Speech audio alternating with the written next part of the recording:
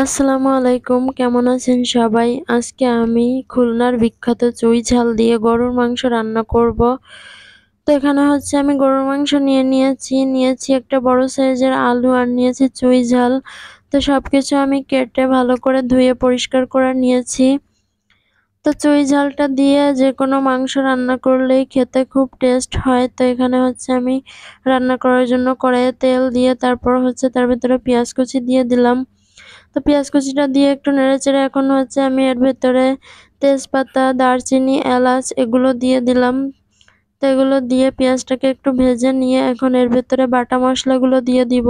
তো এখানে হচ্ছে আমি জিরা বাটা, রসুন বাটা, আদা বাটা দিয়ে দিলাম। এখন একটু নেড়েচেড়ে মিশিয়ে নিয়ে এবার এর ভেতরে লবণ, হলুদ, গুঁড়ামরিচ এগুলা সবকিছু দিয়ে ভালো করে নেড়েচেড়ে মিশিয়ে নিব।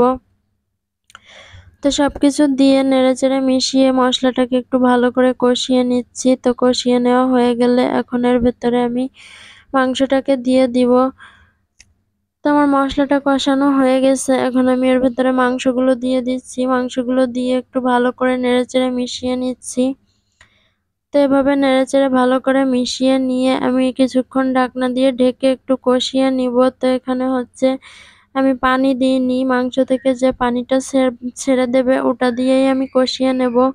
তো এখানে হচ্ছে ঢাকনা দিয়ে ঢেকে দেওয়ার কিছুক্ষণ পরে আমি আবার ঢাকনাটা খুলে একটু নেড়েচেড়ে দিচ্ছিলাম, কারণ আমি এতে পানি দিইনি। তো নিচে লেগে যেতে পারে, তার জন্য আমি একটু ঢাকনা খুলে নেড়েচেড়ে দিচ্ছি। তো এভাবে কিছুক্ষণ নেড়েচেড়ে আমি আবার ঢাকনা দিয়ে ঢেকে আরো কিছুক্ষণ কষিয়ে নেব। তো এখানে হচ্ছে ভালো করে একটু নেড়েচেড়ে নিয়েছি। এখন আমি ঢাকনা দিয়ে ঢেকে দিচ্ছি। তো কিছুক্ষণ পর ঢাকনা খুলে আবার একটু নেড়েচেড়ে দিলাম। তো মাংসটা ভালো করে কষানো হয়ে গেছে। তো যেটুকু পানি ছেড়েছিল সেটাও টেনে গেছে, তেলটা ছেড়ে দিয়েছে। তো এখন হচ্ছে আমি এটাকে প্রেসার কুকারে রান্না করব। তার জন্য আমি চুলা থেকে নামিয়ে নিয়ে প্রেসার কুকার বসিয়ে দিলাম। এখন হচ্ছে আমি মাংসটাকে প্রেসার কুকারে দিয়ে দেব। তো সবকিছু দিয়ে এখন হচ্ছে আমি এর ভেতরে পরিমাণ মতো পানি দিয়ে দেব। পানিটা দিয়ে আমি এর ভেতরে আলু, চুই ঝালগুলো দিয়ে ঢাকনা আটকে আমি কিছুক্ষণ রান্না করব।